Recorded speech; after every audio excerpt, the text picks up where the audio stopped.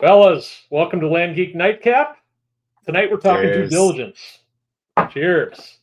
We're talking due Cheers. diligence tonight, and here it is. Like, before you buy any piece of land, you got to listen to this episode, because one misstep in your due diligence can cost you guys a lot of money, maybe some waste of your time as well.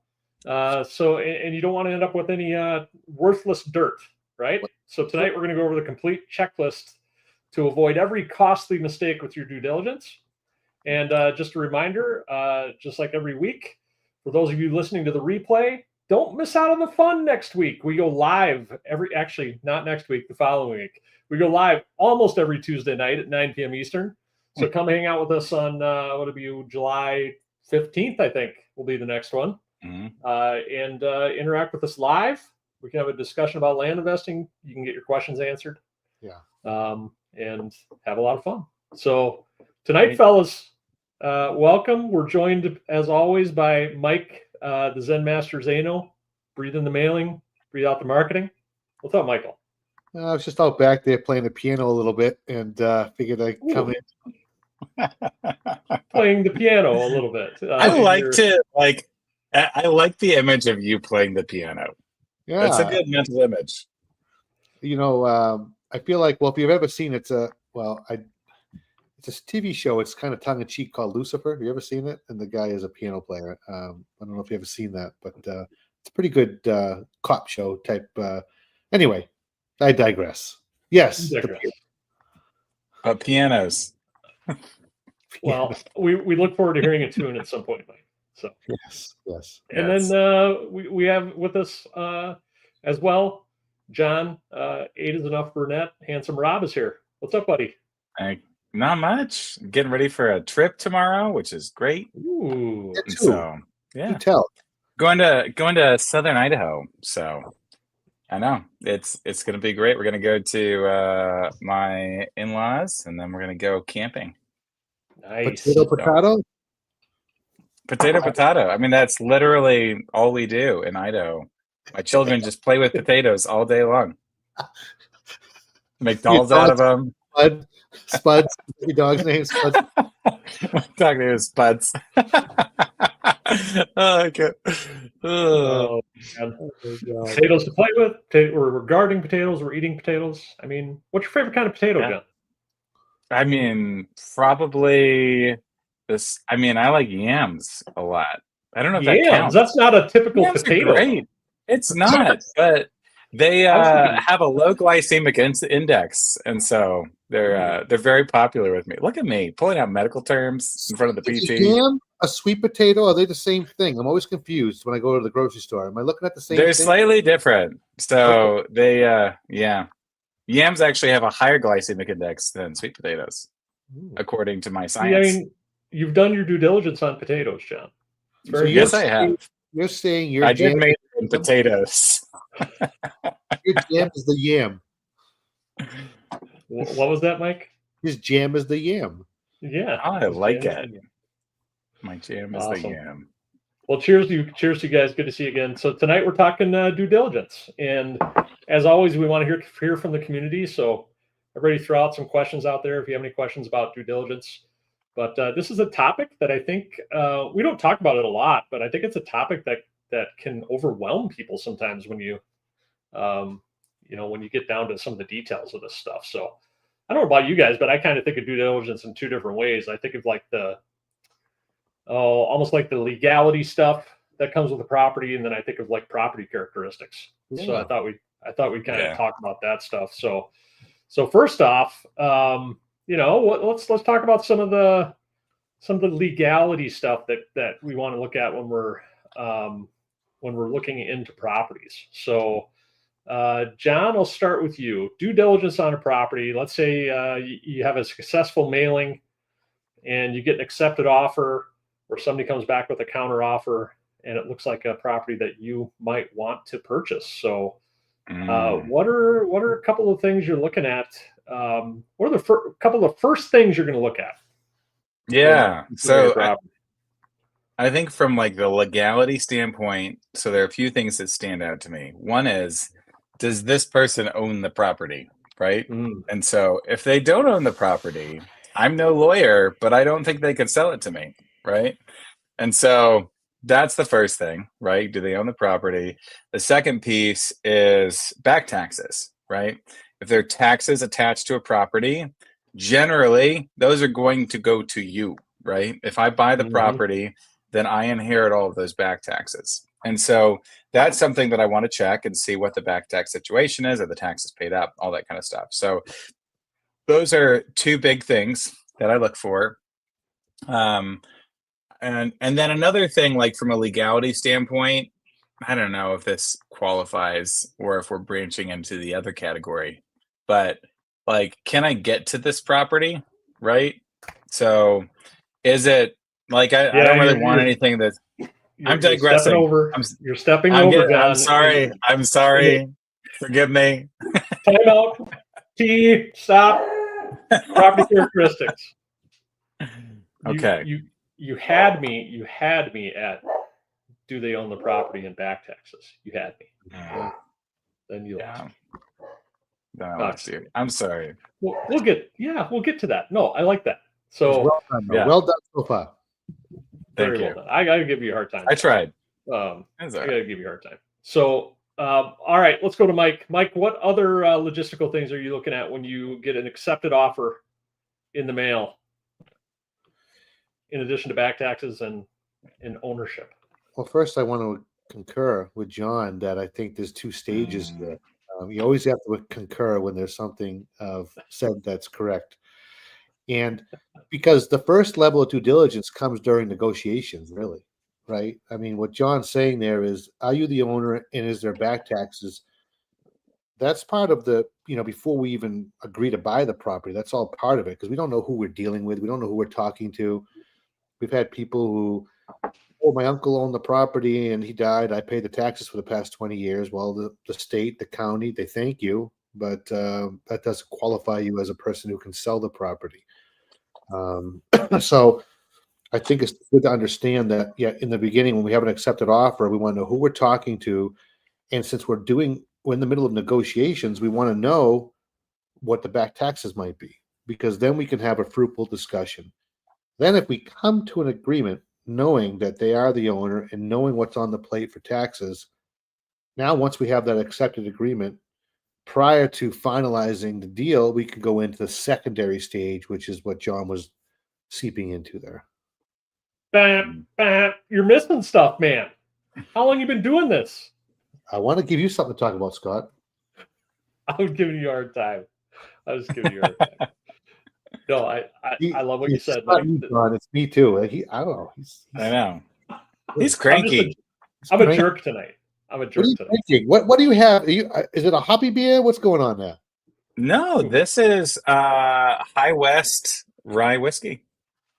So, the rye. I know. Pulling out all the stops. It's great. It's a good, solid middle shelf rye whiskey. Yes, very nice. Good. What do you got, Mike? You got red wine? I'm on a Pinot Noir kick. Summertime's here. It's a nice little sipping wine. You can sip it by the bottle. Yes. But no, those are the first two. Oh, go ahead, John. I'm sorry, Scott. Go ahead. Let me share. I have a Four Roses small batch. Ooh, the small batch. Hoity-toity. That's from your road trip, right? You bought that in person? Yeah. Actually, no. This was a birthday gift from a buddy of mine.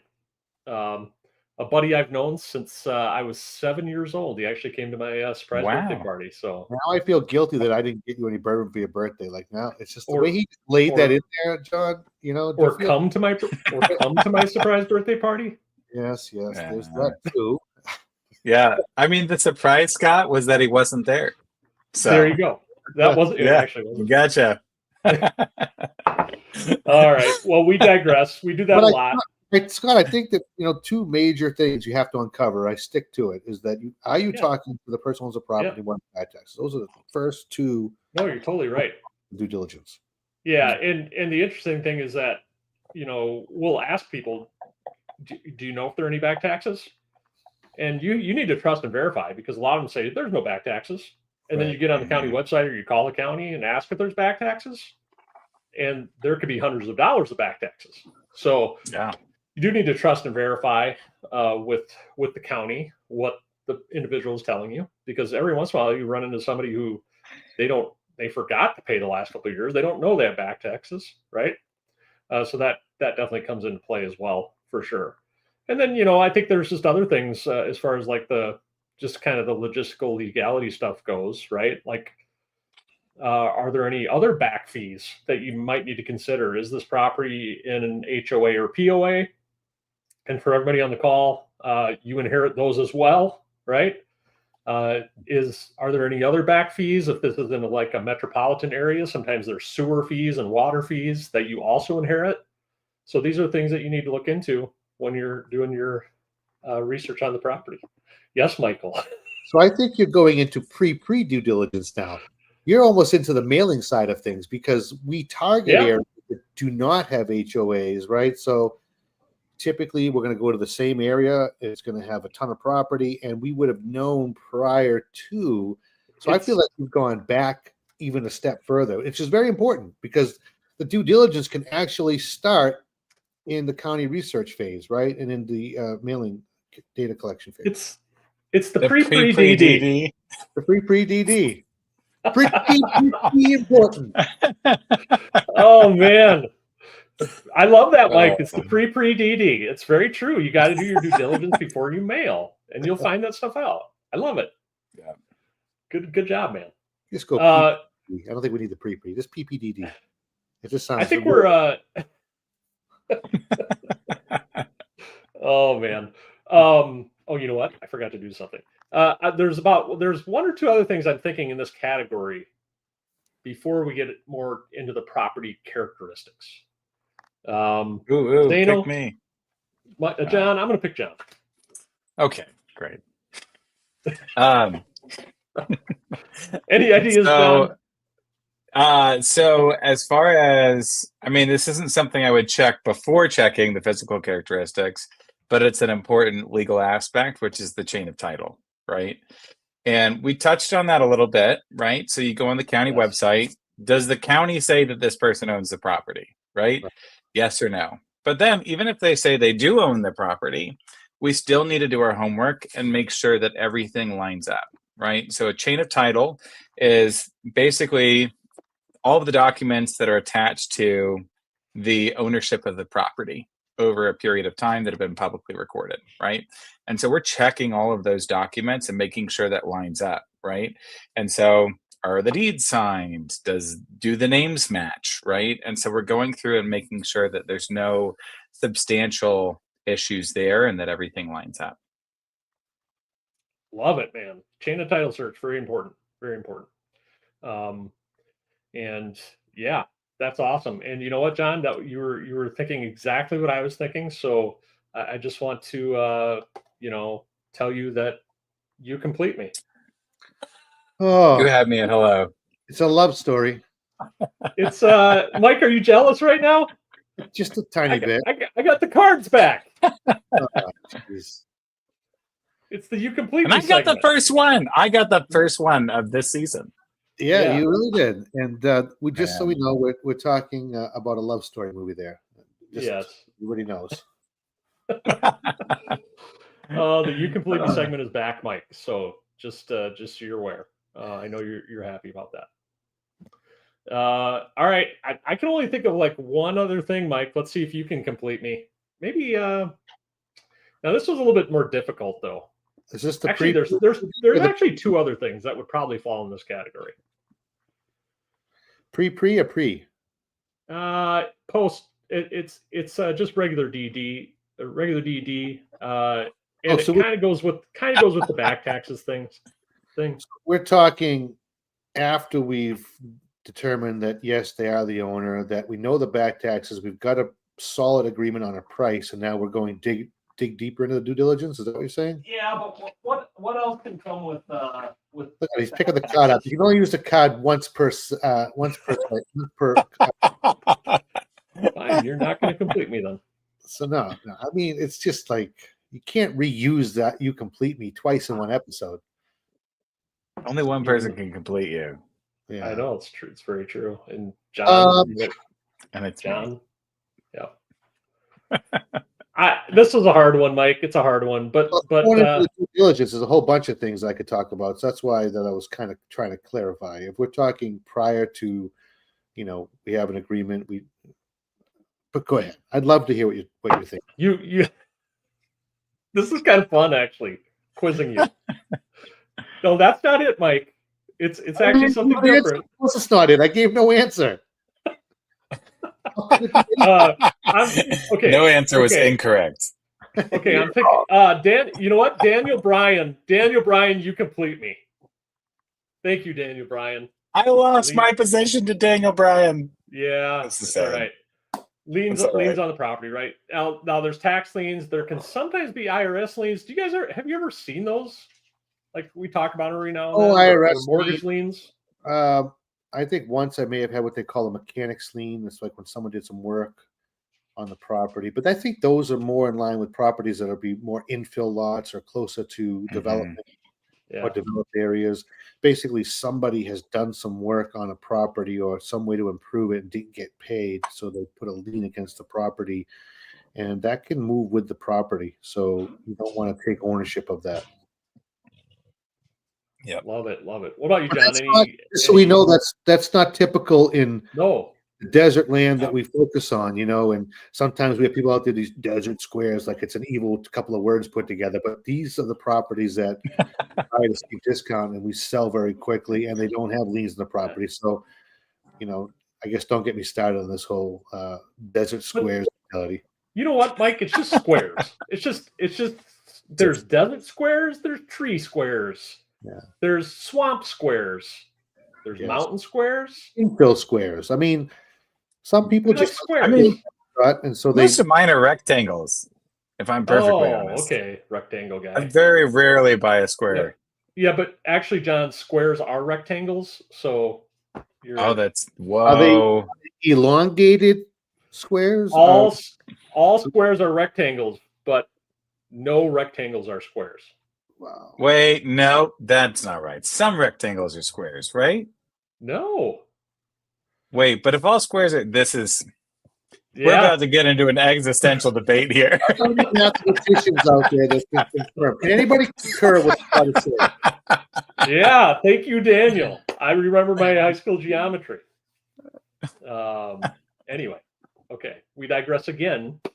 But no, thanks, guys, for the good points. I like saying all ziti is pasta, but not all pasta is ziti.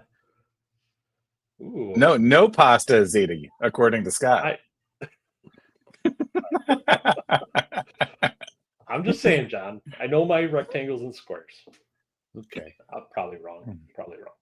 All right. I think we covered the what do we call? Do we call that the legality character? The legal due diligence? I think that's what we call it. Yeah, I mean, does like zoning count? Like, what can you do on the property? I mean, yeah, I think that maybe bridges the gap between the legal and the property characteristics. Yeah. I don't want to get in trouble again. I still think that could fall into the pre-DD because you're going to one area that has thousands of properties, similar size, shape, and use. The whole thing is we're canceling out all the potential things that could go wrong right out of the gate. And then we mail to these properties, and all that's left, truly, you could say that's all that's left to uncover if you do the first part right, is who owns the property, are there any liens, and any back taxes, because you would have uncovered everything prior to. So this really bleeds both ways if you think about it. You're right, Mike. But I do like the pre-DD, pre-DD. Yeah. The legal DD, and then the property characteristics. The what? The standardized DD or the standard DD. Yeah. If anybody is taking notes, please show us your outlines after the show. Yeah. The most important thing is that everything we're talking about needs to be uncovered before you buy the property. Whether you do it in this order or that order, everything we're talking about is something that should be revealed, should be understood, should be uncovered, should be discussed, should be talked about, should be in front of you before you buy the property. Now, no matter how, if it's a pre, if it's a legal, or if it's a D, it just has to be done. All of them have to be DONE, done. And we're out of here. We're done. And we're out of here. Mic drop. Somebody Mic asked me drop. that day if I ever had a mic drop, and I think that might have been a mic drop. Can I get a mic I think drop? it was a mic Oh. drop. Yeah. Yeah. There you go. That's a mic. I better make a mic drop card. I like it. Picture of me, and you drop I it. know. Mic. And you just drop it. Or a picture of me dropping mic would be more fun. Ooh, I like Drop. it. Yeah. Mic get it? Drop. I thought I was going to get a Daniel laugh gets on it. that one. I really thought I was going to get a laugh from Mike on that one, but Oh, you got wow. to giggle. Okay. I'm sure. Yeah. Wow. Okay. I see how this is. Let's move on. Let's move on to the property characteristics. Or should we stop and answer some questions? Yes. What should we do? Okay, let's see if anybody's even listening. That's the first step. let's say hi to some folks. Daniel Bryan is here and interactive as always. We appreciate you being here, Daniel. Thank you, Don Thrasher's here. He's a frequent flyer as well. Done. Daniel McCallum's here. He's a frequent flyer. Good to see you guys. So let's see here. Daniel has a comment. Due diligence paid off. He did some due diligence and it paid off recently. He backed out of an infill lot after finding out the developer went bankrupt and wasn't going to finish the road and utilities didn't reach the lot. So you saved yourself a big headache and a lot of money there, Daniel. So good job with that due diligence for sure. Here's a good question. Michael, how far back do we check the chain of title? Well, that's going to have a variety of answers, and that does bleed into like some. So I would say, if I have someone that's owned the property for the last 30 years, then I feel very comfortable buying that property. But if I've seen some recent transactions over the past decade, then I'm going to want to dig further. Many times we do find people have owned these properties for a very long time. And by the way, that's why some of them don't even know if they own back taxes. They could be older people that just don't pay attention. It's not like they're lying. They just truly don't know, if they do or they don't. They may have owned these for whatever reason. It might have been years and years ago for an investment or for some sort of use, and then they've held on to it. So, I would go back as far as I can, easily acquire.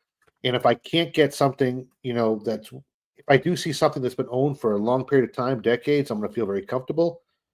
If I see something that's had a lot of transfers in the last decade, I'm going to want to just look deeper into that to make sure that, because every time there's a transfer, there's potential for mistake. It could be something as simple as I bought the property as Michael Zano or Michael R. Zano, then sold it as Michael Zano. And they might say, oh, you didn't have the R in the name. There's just little things. Every time there's a transaction, something could potentially go wrong. So the more transactions, the more closely I'm going to look. But if someone's had it for decades, I feel very comfortable.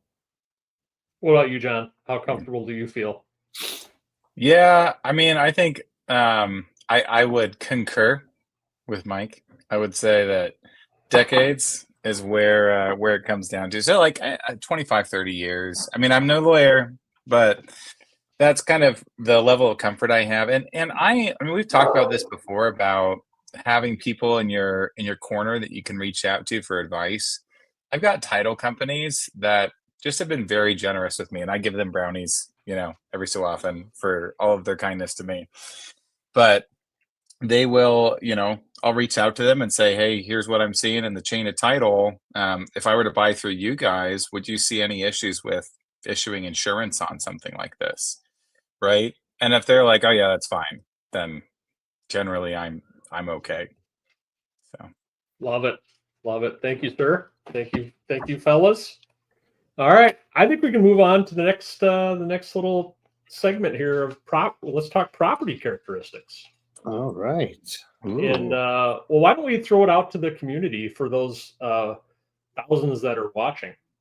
What kind of property characteristics do you think we're looking at here? So we've had a nice conversation with the seller. We know that they're the owner. We've checked into back taxes, liens, that type of thing. We've checked into back POA fees if you're buying in a POA. Some people don't like to buy in POAs. What property characteristics are we looking at here? And if people don't answer in the next little while, I'll ask John and Mike. No, we just pretend that they answered. That's what we do. Okay. Say, oh, Joe from Facebook. Great answer. John from Wisconsin. Great answer. Bob from Maryland. You nailed it.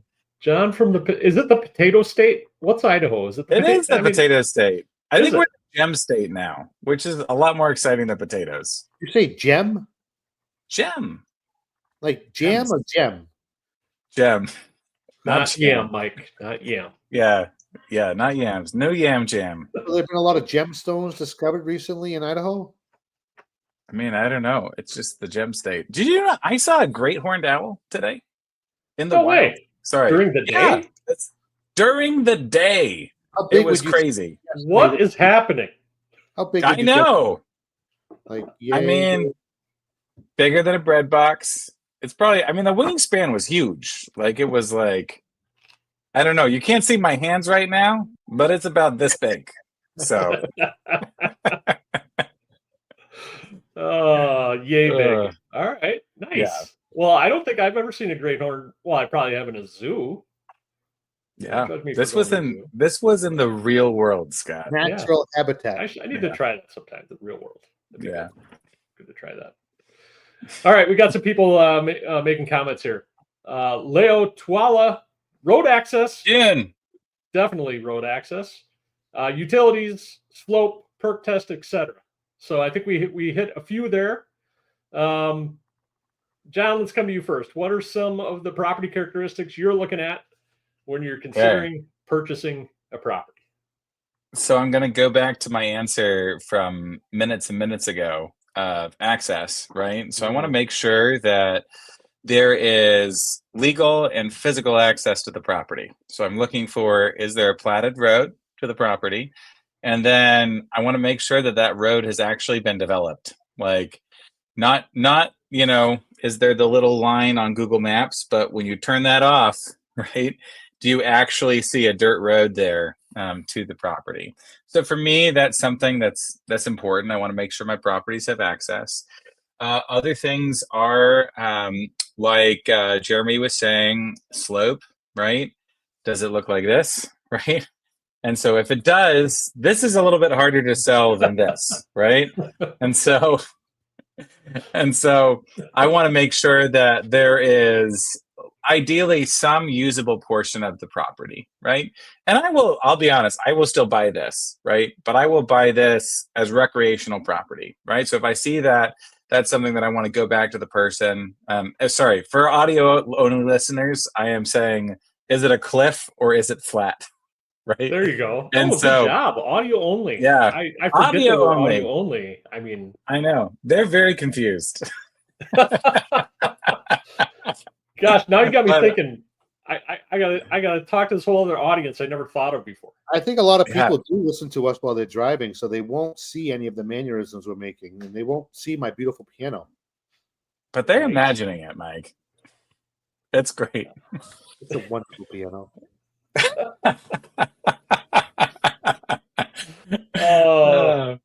John, thank you. That's But- all very good stuff. So, but I have a question for you. So, Yes.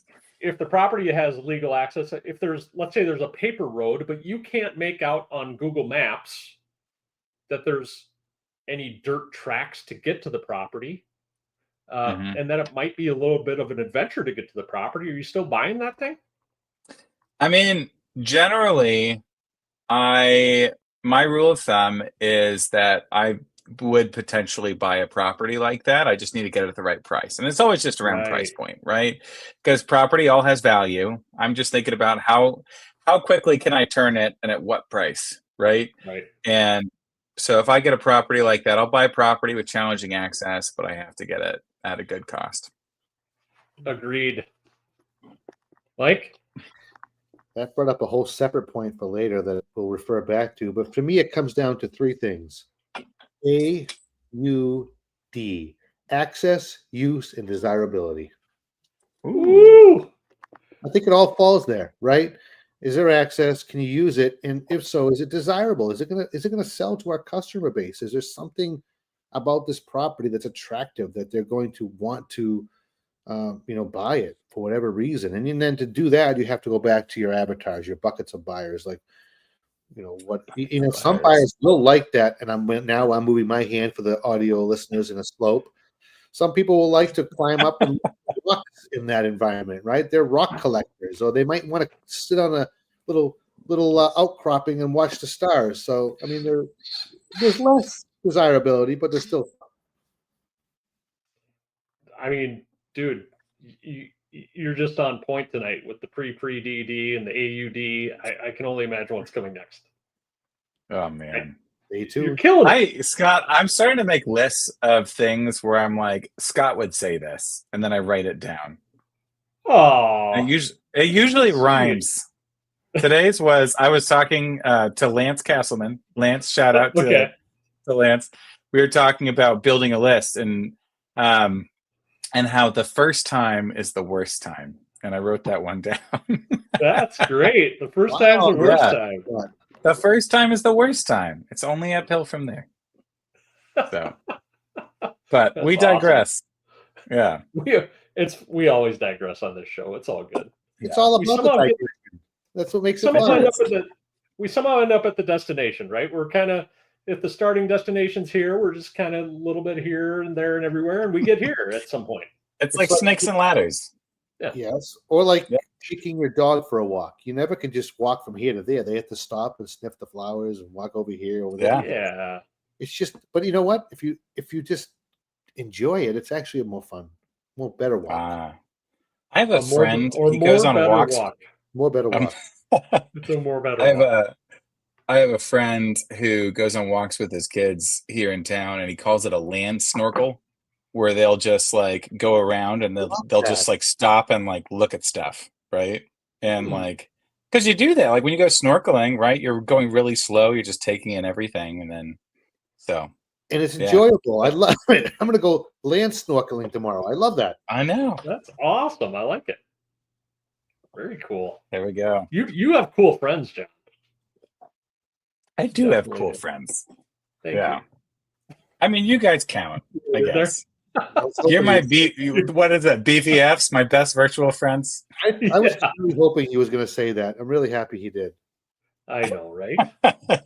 Exciting stuff. But what's also very exciting is we're all going to be seeing each other very soon. Not very far away. First weekend in November, we're going to Austin, Texas.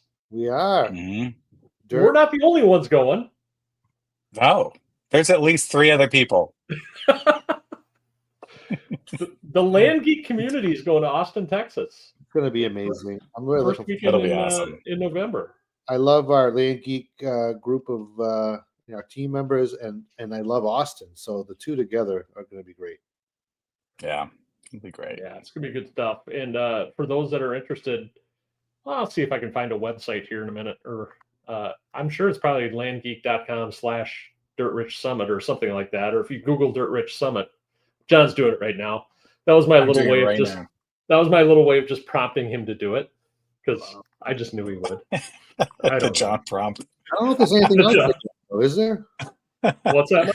Yeah, if you Google Dirt Rich Summit, then it should come right up. So all right, nice. Daniel McAllen is going to be there. He's excited to go. And Daniel, I'm excited to meet you and your wife there for sure. It'll be awesome. What other characteristics? So let's see. Mike, I think you pretty much covered everything. I think the only other thing I would add is like, I am like, John, you talked about this last week. I think it was last week. Like, I'm looking for power lines, or we're looking for power lines on Google Maps. You get really good at finding the power lines, right? And if your power lines are nearby, I think it increases the value of your property. It's a value add, but not a requirement. Right. Oh, for sure. Yeah. Thank you. Sorry, I didn't mean to blow up. No, I just don't want to confuse the newbies. You're totally right. There's no telephone pole. No, we sell 95% of the land we sell doesn't have power lines. Yep. Right. People have a hard time wrapping their head around that. I had a hard time wrapping my head around that initially. But nowadays, I mean, there's all sorts of ways to enjoy life out there without power lines. Yeah. Right? Oh, Daniel Bryan's got a good one. FEMA flood zones. So yeah, flood zones I think are good to look at. Yeah. Yep. But a lot of I buy property in a lot of there's one county I work in, and it's like there's very little when you're dealing with the desert rectangles, Right. then a lot of there are certain counties where it's very rare to find flood zones. Some places in Arizona, if you see like a wash running through a property, it might flood. Stuff like that. You need and a wash generally like kind of like a ravine you see running through a property that kind of spreads and stuff. But yeah, that is something to take into consideration. It's got me thinking, Scott. Remember Princess Bride? Yes. So we're talking about the ROUS, or rectangles of unusual size. Rectangles of unusual size. That's when you get like an 80-acre. What do they call those? Remember, what was it? The ROUSSs? Or is it? Yeah. The rats of unusual size? Was that what it Rodents. was? Rodents. Rodents. That's what it is. Yeah. Classic movie, huh? That was a good movie. I am Ego Montero, or whatever it is. Right? Yes. Yeah. What's he say? Get myself there. Prepare to die. John, I'm looking for this six-finger man. John, you could do that in the Halloween. You just have to shave a portion off, and you could pull that off. I could. I don't know. I need like bigger hair. He's got like I don't know. All right, Don. Don, that's a great comment. Don had an inquiry today if the parcel had a tree big enough for shade. LOL. Yeah, we get haters. We get land snobs all the time, right? We'll market a property. Yeah. It's a desert rectangle, which is not a square. I would tell him with every purchase comes a free tree, and then just send one his way. Yeah. Yeah, there you go. I like it. Plant a tree. Send him a packet of seeds. Buy a property, plant a tree. You got this. I mean, we sell those properties, right? Like, people love land, and a lot of people love land that doesn't have trees even. It's no different than sending out offer letters and getting people to respond to you. They're upset. Why would I ever sell my property for this price? And then all of a sudden someone calls up and it's like, how do I get my money? Yep. No different than someone saying, hey, there's no tree, there's no this, and then the next someone calls up, I love it. It's exactly what I want, right? So it's not for everybody, but it's certainly for somebody. Yeah, exactly. Yeah. Awesome. I think the only other thing I can think of property characteristics wise is, I think it's good to know when you're working in an area for a really long time, where are the nearest amenities, or where are the nearest like state parks or reservoirs, McDonald's, Walmart, right? 45 minutes to the nearest Walmart. That's an important thing for people to know. 45 minutes to the nearest hospital, right? What are you going to say, Mike? Chick-fil-A. Oh, my nearest. I want to know what my nearest Pinot Noir is. Like, where can I get that bottle of wine? Right. You're supposed to bring those with you, Mike. True. And so I think we pretty much covered like property characteristics. The most important being road access or access, usability, as Mike said. Mm-hmm. So I think we covered that well. So go through that stuff, and you're going to be confident buying these properties. And I think if things meet these qualifications, there's not much we're not going to buy at a deep discount, right? Yeah, I mean, I always think about it like I typically look for three things in a property, right?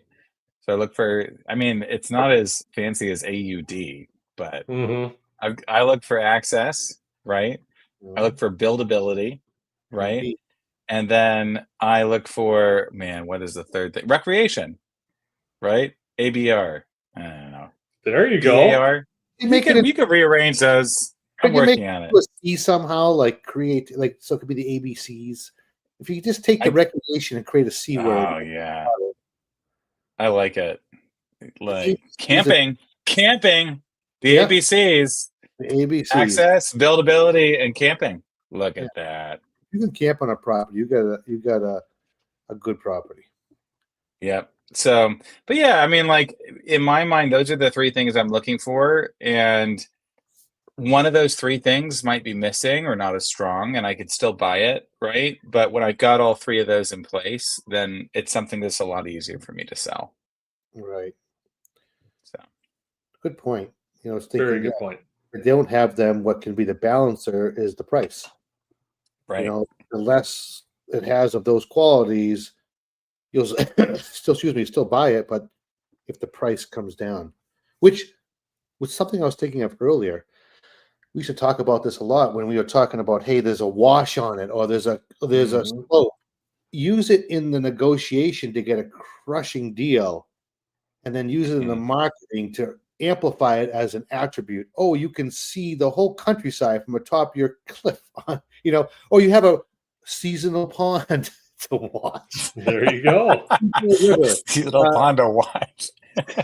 But I'm joking, but I'm serious too. There's things you can look at that it's really depending on who's using it and for what that can be either bad or good, and you can use it to negotiate the price, but then flip it in your advertising.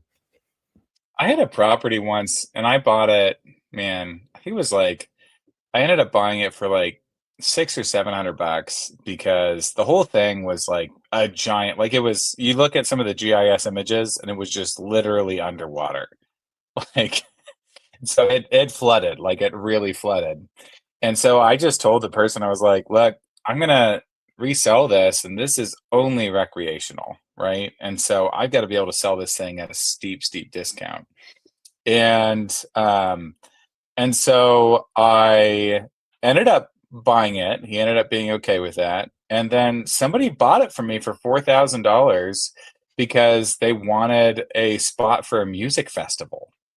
Like, and they just bought it cash, you know? And so you just, you know, you find it, and we were up front, like, this isn't a property you're going to build a house on, but they weren't looking for that. They wanted a discount property that they could have a bunch of people over to. So it had some dry areas, but then some wet areas all the time. Well, no, it flooded. So, but it was not all the time, right? And so it would be dry for large chunks of the year, but then with seasonal, you know, seasonal snow melt, then it would flood. The best of both worlds. You had the surf and turf. Yeah, the surf and turf. I like it. Oh man! What do you want? Oh, I love that. I'm gonna use that. It's the surf and turf property. You get the best of both worlds. You visit it one time a year, you can swim in it. You can just camp. I like it. Surf and turf. Yep. Yeah. Awesome. Oh man! Properties in one, John. It's a benefit. Mm-hmm. 2 properties in 1. I like it. Whoa! How did you do the balloon thing? What? No, I did my. Whoa! How'd you do that? Oh my goodness! How do you do that? I just put fingers up with 2 things: surf and turf. I don't know. Yeah, water frontage, John. There you go. Water frontage, John. Is that my new nickname? I'm seriously getting a picture of me dropping Mike. That's what's happening. Yeah. It's going to be the where mic that drop. balloons came from. Can anybody? I don't think it is a Mac thing, Daniel, because I'm on a Mac and I don't have this. I'm on a Mac too. No. No. Might be a mic thing, Daniel, not a Mac thing. Oh yeah, it's a Mike thing. It's a mic thing, not a Mac thing. Yeah. That's like a Scott thing. That's something Scott would say. Yeah. Well, I've learned a lot from Scott over the years. Aw. I can't wait to play him in Scrabble. That's one thing we haven't done yet. Dude, I kick. I know. Scrabble. And I think you're probably very competitive, and I'm very non-competitive, so it probably would be. Oh. Well, then it'd be fine. I'd get my way, and you'd be fine with it. Be all good. Unless I happen to get beginner's luck, and you would be really upset. Oh man! Hey, so Mike, I do have something exciting for you. I touched on it earlier, but we got some segments back. Right? I got my cards. Got my cards back. You got the segment. And John, back in the day when we did Nite Cap, we had some segments, and I had cards. And I do want to do one tonight because there's something important going on in the Facebook group. So one of the segments used to be. It was the Facebook quote or question of the week, but I'm going to call this the Facebook update of the week. Okay. Ooh. So I don't know if you guys saw this week, but we're doing something a little different with the Facebook group now. I think all posts are being approved, which is cool because with 17,000 people in the group, every once in a while you get spam and it kind of throws it kind of tanks the energy in the room or whatever. So all posts are going to be approved, which is pretty cool. But I have to say, I also have firsthand knowledge of the fact that I think in the very near future, we're going to have a separate page for like a Land Geek marketplace, which is going to be pretty cool with if we have a Land Geek group for engagement where people can post questions about land, get help with land deals, and then we have another group for like marketplace deals where people are able to buy wholesale, sell wholesale, buy land arb, sell land arb. That's gonna be pretty cool. So that is coming soon. Very cool. Fun That's stuff, exciting. right? How do you have all this That's inside very fun. information? Huh? I don't know. I mean, you have it too. Any of this? They only tell things to Scott. No, not true. He's the Not land true at all. confidant. The land confidant. That's my new nickname for him. Ooh, I like The it. land confidant. The land confidant. Oh man, You're like the land godfather. right? Yeah, something like Yeah. that. Mm-hmm. Look at that. You were just offered lunch, Mike. Ooh. Wow. Daniel Bryan's in Massachusetts with the Daniel, Summit. that's a big state. What part are you in? North, south, east, west, northeast? I mean, Massachusetts is pretty small. Probably meet him halfway and have a nice Not little lunch. really that small. It's not Texas, but it's not Rhode Island. Oh man. Well, fellas, this was fun. I don't know if there are any other comments, questions. Anybody have any questions about due diligence? Kind of a nice little refresher tonight on the due diligence. I think we covered things pretty well. I thought it went very well. I thought it was Yeah. fun, engaging, and I was entertained. Hopefully informative. I was also entertained. Are you not entertained? I was entertained. What does he mean by that, John? I was That's entertained. like it's a famous movie quote from what movie? Oh, you're the movie quote. Gladiator. Are you What's not that? entertained? Gladiator, yeah. What year? Oh, what year? 2000? 2000, John. Good job, man. Look at that. I was 10. 6 or great. 8. He was like 2000, and he wasn't even finished. And then you were like, "You got it." He was saying like 2008. I know he was. It was 2000. Yeah. Oh. Did you happen to see 25 years ago? For real? what, Mike? What's that? It's 25 years ago. Yeah, it's That 2000. Yeah. Did you watch the new one? Is it worth watching? It's worth watching. Really? Yeah, it's not. I mean, it's a little far fetched at some points, but it's worth watching. It was entertaining. I enjoyed it. Nice. So he's near Boston. He's near Boston, Mike. Boston. All right. Boston. Well, So, Daniel, hit me up. I like Do you guys want some land jokes really quick here? Oh yeah, let's do a joke of the night. I got to make another. Oh, Yeah. and you know what, cat. John? He forgot to do the thing at the beginning, and he's hopefully going to do the thing at the end to let people know we're live. Remember that thing? I didn't forget. He did that at the beginning? Yeah, He did you just weren't paying attention. Yeah. I don't think I heard it. Really? Oh man, You were busy looking at your piano. It is a nice piano. busy playing the keys over there. Busy like playing busy tickling the ivory.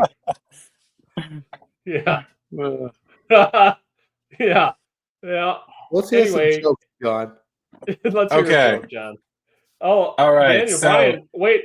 Maybe we should call this the dirty joke segment. Oh, I like that Oh, my actually. goodness. that's the first joke of the night. It is the I mean, first that joke of the qualifies. We can just be done now. That's great. night. Right? So I asked ChatGPT to come up with some land investing jokes, and so here's the joke: how many land geekers does it take to change a light bulb? Oh, it's so bad. It says yeah. none. They just send out 300 blind offers at 25 cents on the dollar and wait for the light bulb owner to accept. What the I like that. I was going to go with Myra PA. Oh, I like it though. That's a good one. That's a There good you one. go. Thanks for the dirty joke. John. You're welcome. The dirty joke segment. I like that though. Dirty joke segment. I don't know. I don't know if Mike. I think you should have I it don't as know if the Mark would like that, but -E. yeah, yeah, I like it. Mark, we miss Mark. Like, is he ever coming back? I don't know. Well, I don't know. Did he ever actually exist?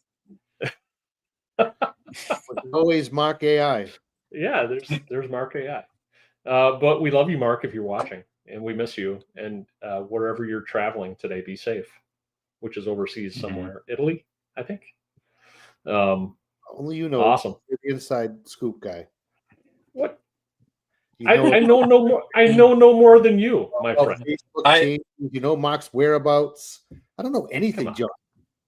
I talked to him. I talked to Mark a couple days ago, and he showed me where he was, and it was like this crazy mountain, like right outside of his hotel. It was crazy. So I showed him the parking lot that I was standing in. It was great. Is it like the Italian Alps or something? I don't know. It was wherever it was 10 hours ahead of Idaho. So yeah, far away. Yeah. Dropping all these hints. Let's let people figure it out. I love it. Yeah. Somewhere on that meridian line. Oh, I love it. All right, guys. Well, hey, next week we have the week off. We're taking a holiday. And we'll be back on July 15th. And I think on July 15th, we are featuring the Zamplo guys. I think the Zamplo guys are coming on. So we're going to chat with them about about the service they provide for providing owner data, property data. So that'd be cool. Right. So tune in July 15th. And I will mention now, even to cover all bases, that we are live, and we would appreciate you guys showing up on July 15th at 9 p.m. Eastern. Yeah. So we can engage with you and answer all of your questions. Put it on your calendar.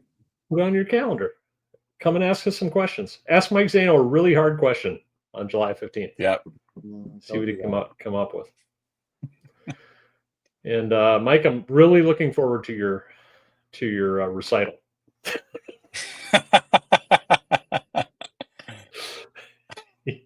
Yes. Oh, and how did we get through this entire podcast without saying anything about your shirt? What about it? Little hoity-toity for Nite Cap. It is a little hoity-toity.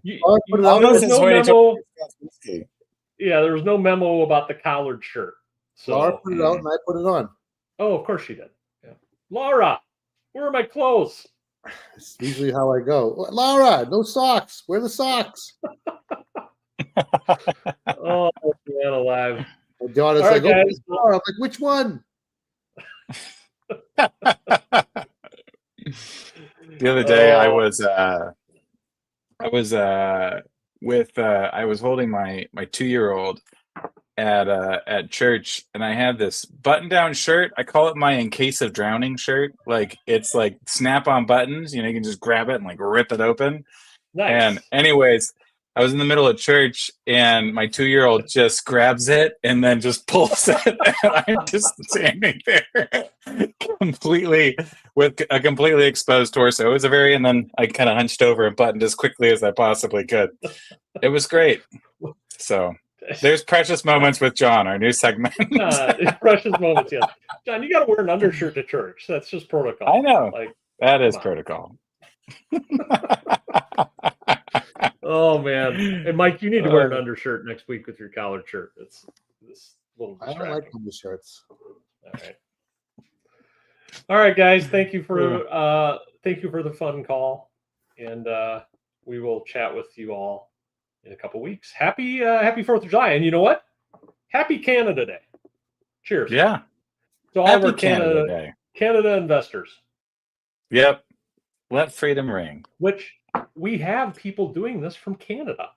Other parts people of the world. in Canada buy and sell U.S. land, and people in Australia, and people in Germany, and people in England buy and sell U.S. land. So you can do this from wherever, which is pretty cool. That's the whole idea.